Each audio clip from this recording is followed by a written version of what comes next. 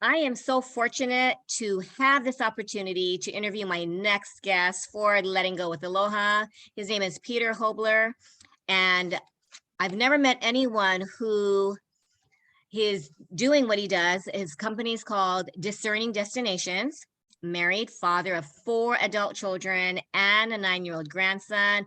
I share his passion. His passion is to help realize the world is theirs. 40 plus years of travel experience and planning, and he creates memorable travel experiences for people who want to go on vacation, or I think you also said if you had special events, right? Weddings or somewhere that you want to go and you just don't know how to plan it, especially during COVID. Things keep changing. So thank you so much, Peter. Share, like, what do you do and how do you help create memorable travel experiences? Well, thank you, Karen. And travel is such a passion of mine. I say it's in my blood. I've traveled from a very young age. My first job out of college, I took people on trips they wanted from their job performance, so very high expectations. Almost every detail on most trips were planned in advance. And travel can be such an amazing adventure, an amazing experience. But for many people, when things go awry, whether it's weather or mechanical, with flights, or maybe there's a hurricane or something in the Caribbean where you want to go, and people get so distraught. And to me, you just go with the flow. But at Discerning Destinations, we are every bit as discerning about your destination, you the listener, where you are going as you are. And it's our mission, our passionate mission, to take care of as much of the details as you want us to. Maybe you just want the flights and hotel and rental car. That's about as basic as it gets. But if you want to have a customized trip where every detail, including the flights, the lodging, rental car, transportation, but dinners, events, maybe you want to have a massage, whatever it is, we will handle all of it. Wow. So how do you think it can help families bond? Because, a lot of times, like you said, people don't want to leave the house, but creating family memories definitely involves vacations outside of your home. It's kind of nice to just stay at home, but what do you think how do you think travel helps families bond? Well, whether it's, I'm a huge snow skier, but I also love the beach, which is why I'm a sandals travel advisor, soon to be a sandals certified specialist. But going on a trip, say it's to the beach, going on trips to tropical destinations is such a relaxing experience. So the chance to relax, and I'm a big person on not having every second planned. Some people like having every moment of every trip planned. Personally, I always want a little chance to just chill, relax. And if it's a ski trip in the mountains, same thing. Go ski most of the day, or if you want to ski part of the day, however you want to do it is great. And then having a chance to wind down and operate ski at dinner. And I didn't know we were going to be sort of jumping into, in a sense, family dynamics, which is something both of us are somewhat familiar in, right? And you can't force the issue with any family. So this is sort of wearing my former coaching hat a little bit. But say you want to put together a family vacation. Sit down, think about, write down what you really want. What's the purpose of the trip? If it's to bring the family closer, you got to do a little bit of work before the trip. Because otherwise you're going to get there and each individual, the dynamics are going to be the same. Nothing will have shifted. Yeah. So I think that's really, really important. But going out and experiencing things as a family. I've got an adult daughter. My wife has 3 adult children, and we've traveled with both of our daughters, and it's just wonderful. Whether it's on the plane even, or waiting at the airport, going to dinner, going on hikes, on walks, doing the events, the experiences, going to a sporting event. They're all ways to help the bonding, as you mentioned, and bring people closer together. Can you share some of your happy travel experiences? Oh my gosh, where to start? So One of your favorite. I don't have any one individual favorite, but I'd have to say overall, my two favorite types of trips are beach, tropical destinations, and ski or mountain trips. And yeah, of course, in the wintertime, skiing is one of my big passions as well, but the summer times. And I've been fortunate enough, I had a second home in Jackson Hole, Wyoming for about 14 years. And there's no place in the world like Jackson Hole. Yeah, you said you've been there, Yes, Karen. I went there, yeah, for a business trip and I loved it. I mean, it's so different from Hawaii. And I think that's one thing that travel, right, gives us opportunities to see things, experience things that you've never done before. Oh, How do you absolutely. help? I mean, since you're a coach too, how do you think people can help, like the fear that prevents them from creating? I mean, like you said, it's like experiences of a lifetime, right? But it's like, when things don't go, you mentioned like if things don't go your way, or fears that pop up, how do you deal with that? Well, I'll raise one of my one of the more prevalent examples I see now and then. There are individuals who plan a trip a year or more in advance, and immediately they're worried about what the weather is going to be like on that trip. Let's say it's 12 months out. Why in the world would anybody worry about the weather a year out? Heck, the weathermen don't get it right half the time. You know what? I am yeah, we were about to leave. And my husband hates when I say this. So it's going to be cold. It's going to rain. Aaron, so Yeah. we went there. We've been having gusty weather, rainy weather. And then we went to the Big Island and we were prepared for, like, we don't know, right? You can't control it. Our goal is to enjoy no matter what happens. But like you said, the weatherman gets, my daughter's like, how come they said that it wasn't going to rain? And I said, I would not want that job because things can change in a heartbeat. Yeah. So what do you suggest to people who have these I had to really have that mindset where even if it's raining, no matter what, right, you will enjoy. But how do you handle that? Absolutely. Well, part of that depends upon where you're going, right? To me, if you're going to the island somewhere, it doesn't matter if it's raining or sunshine. Sure, you might want to be on the beach, Yeah. but heck, sitting on a balcony, watching a storm go by over the ocean and looking for the whales or the dolphins, whatever it is, can be amazing. You make it game time. My wife and I love to play gin rummy, a card game, and a few other games. So we'll often do that, or sitting in front of a fire if you're in the mountains. And if it's raining in the wintertime in the mountains, it's not nearly as fun to go skiing. Right? So you Right. snuggle up on the fireplace, or maybe you go out to dinner, or making a family cooking event if you've got a nice place with a kitchen. But you make the most of it. You're flexible and you're spontaneous.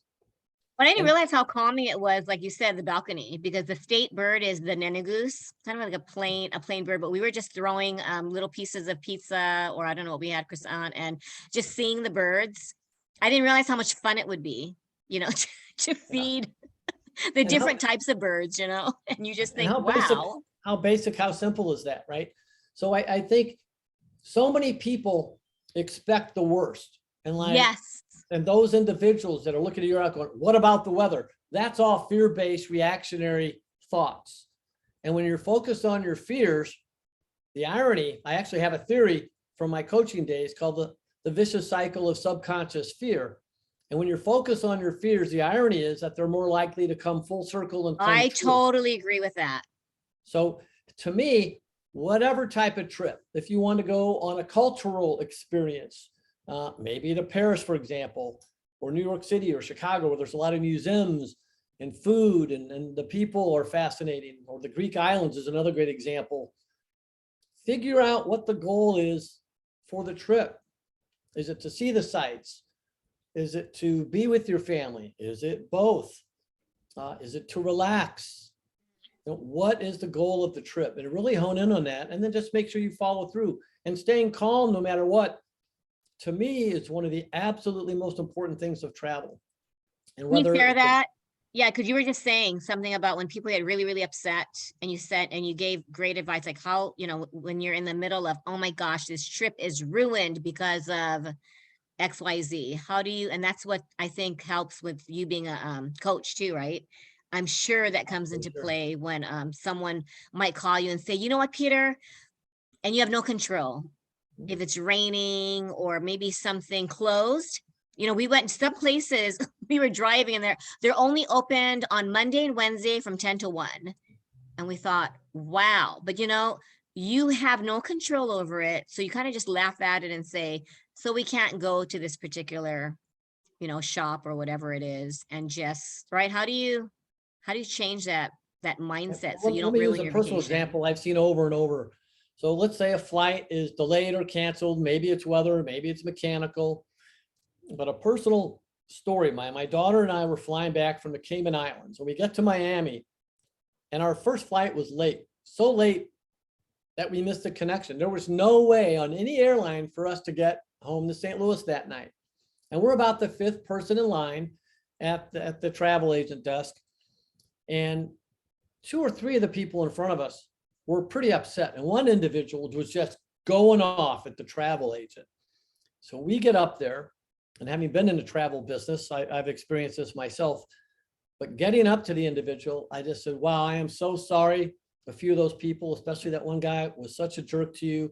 I said, I understand there's no way we're going to get home tonight. If you can give us a voucher for a hotel, we're going to go have fun. We're going to go enjoy the night. And she just looks at me and said, really? I said, absolutely, You're yes. her dream Really.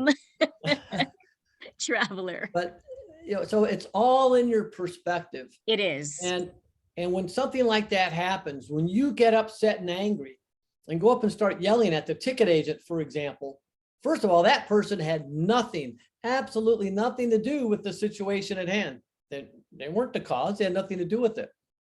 And second of all, when you're angry and upset and yelling at someone or being unreasonable, they're never, ever, ever going to want to do what you want them to do. They're not going to want to help you resolve things. So stay calm, which means you're maintaining self-control. And if you need to, just express what your goal is, what you're trying to get done. And if that can't be met, even if you have a business meeting the next morning, you feel you have to be there for. If flights are canceled, if it's mechanical, it's a safety issue. If it's weather, it's also a safety issue. It's for your benefit. Accept what's going on, make the best of it, make your phone calls, and go with the flow and go enjoy yourself instead of causing yourself all that extreme stress. It's just not worth it. And it makes it terrible for anybody else in your group. Best advice ever. Yeah, because I think I remember I'm getting to a car accident. I was supposed to take an exam. I was freaking out. I was 19 and my professor said, it's okay. But we all get stuck on the agenda, whether it's maybe a tour that we want to go to. I wanted to see a sloth.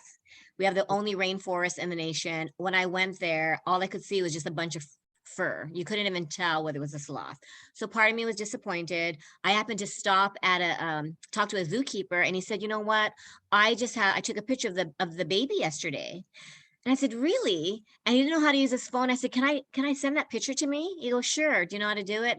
And you know what? That made my trip. My family was like, oh no, mom's gonna get to see the sloth. And it didn't matter. I finally thought, you know what? Right? Because sometimes that happens where you go to see a particular, one of my friends is coming. Oh, Mello's family's coming, and her boys want to see the sloth. And I thought, the chances of seeing, right, animals at a zoo, if you want to see a particular show, either it could be canceled or the animal's just not available, right? But to have that mindset that you just described, that no matter what, you will enjoy it, and just modify your the agenda, or modify your mindset. Go with the flow. Be flexible. be flexible. Sometimes events that happen are completely out of our control. So make the best of it. Yeah. Well, and that's what will make or break your trip. I remember years ago, I think when I was in my early 30s, my friend said, you know what, I have a paper to do on optimism. We said, no matter what. So we got lost. We forgot our tickets on the plane, and the airlines called, and I just thought, it's okay. But, you have to start out with that. Otherwise, like if lunch ends at 2 and you get there at 2:10 and you're like, sorry, that's where if you think it needs to be this way, that's when tempers flare, or your child, breaks a plate in the store. Or I saw a lot of like very irate parents because kids oftentimes will be curious and they might go on there's a lot of it almost looks like a museum. They have these huge animals and they're all ceramic and it says do not sit on, right, the art pieces. Well, if you have a 5-year-old and they want to sit on the hippo, or they want to do something, you just see these angry parents. But I think if we practice what you just said, and it takes it's a conscious decision though. Oh, absolutely. Well, that's the irony. When people get upset, it's a subconscious reaction. So, but it's interesting. You're talking about some people think they prefer staying at home, and that's fine. Yes. That's absolutely fine. But to me, the world is so big and life is much too short. I want to get out and explore. I want to go experience. I want to feel the wind against my face on the top of this mountain, that mountain. I want to go feel my toes in the sand, in the ocean, in the beach. I want to go sit in Paris at an outdoor cafe and experience all the people walking around, the amazing food, listening to all the French being spoken. Or, maybe you're sailing the Greek islands and experiencing that wind on your face as you're going on a sailboat or the little yacht, whatever it is you're on, and going from small island to small island. And each island has its own unique personality with the people, the food, the traditions. And it is just fascinating. And that to me is how you can go out and create truly memorable travel experiences. Don't you think it just opens your mind? Just like I remember my 19-year-old was, I think, 11.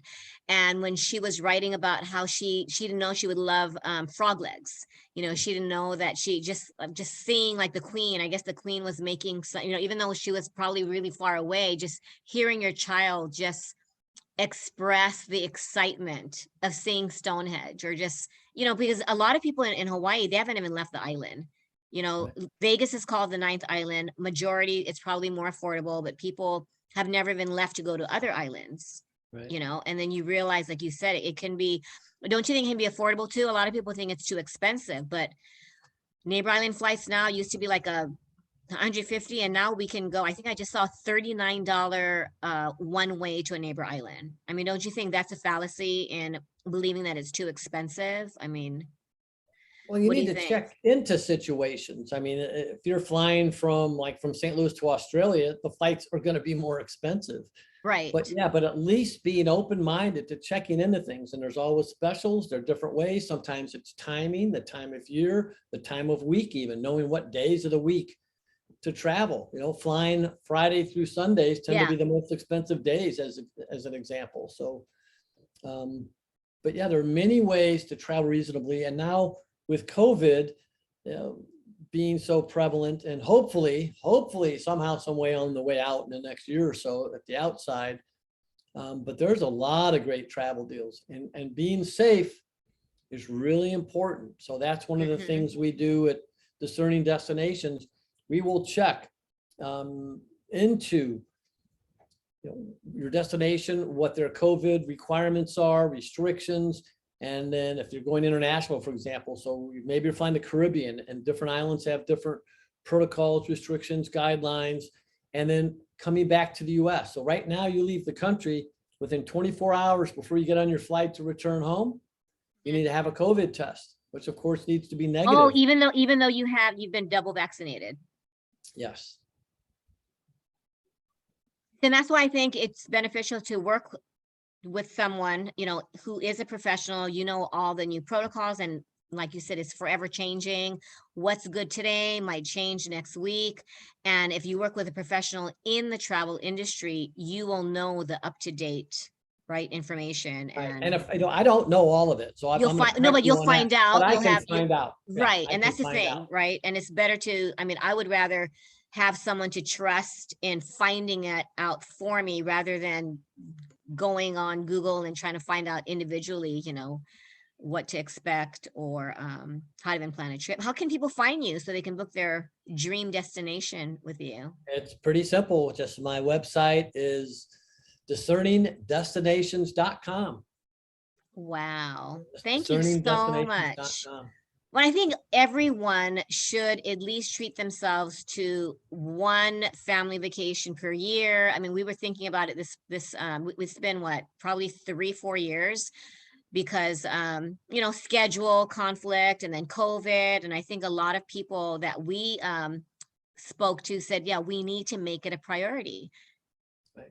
And you help people realize that dream. So I know you're really busy. Thank you so much for your time and expertise. And I'm Thank you, definitely going to contact you to plan a future destination. And we just have to decide where we're going to go. And well, there's really two sides of it. If you know where you want to go, great. If you don't know where you want to go, what do you want to experience? Exactly. What do you Oh, wanna that's see? a What good do you wanna thing. feel? Yeah. And then you can narrow down destinations from there. But it's so true to me. When you have the right connection, somebody that can really help you figure things out, take care of all the details, the world is yours. The world is yours. And that's It's a one of our matter mottos. of, yeah, it's a matter of just taking advantage and planning it, right? And we don't even have to plan it. We tell you what we want to feel, what we want to experience, even location. I know we've always wanted to travel to Australia, and I want to take my family to Korea. I went there with a friend, but I don't know, just leave the comfort of your home, be adventurous, and I don't think anyone regrets it. Who regrets a that's vacation? I don't think I have any regrets of traveling anywhere ever, even when things maybe didn't go as planned. Exactly. But every trip creates a memory.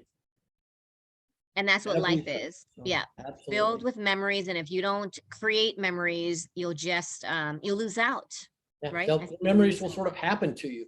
So it's like, I love to travel. And my wife and I haven't traveled as much the last almost 2 years now with COVID, but we have our very belated honeymoon's coming up in February, and we are so excited. Can't wait to get out there. But we've traveled a little bit in the States the last 2 years, but things are opening up, and just figure out the details, plan ahead, make sure you're safe, be careful with the COVID. To me, I believe in wearing the mask, and it's not just about me, it's about the other people. Yes. You're showing them respect by wearing a mask. Even though I'm vaccinated and I even have my booster shot, we still wear masks when we're out in public. And don't let fear prevent you from experiencing an amazing travel experience, right? Oh, absolutely. And then I always shift. So many people focus on what they don't want, Karen. So I always shift to the opposite. What do you really, really, really want? And in travel, what do you want to experience? And then focus on that. And that's why we're here. That's what we do. We help you create the experience you want to make. I love it. Well, continue with this travel passion. I think a lot of us are ready to travel because we have been, forced to stay home, quarantine, all of that. I think it's a great career path, and I look forward to planning my future trip with you. Well, I look forward to working with you on that. Thank you. Take care. Thank you so much. Okay. Have a great day. Bye. Aloha. Aloha.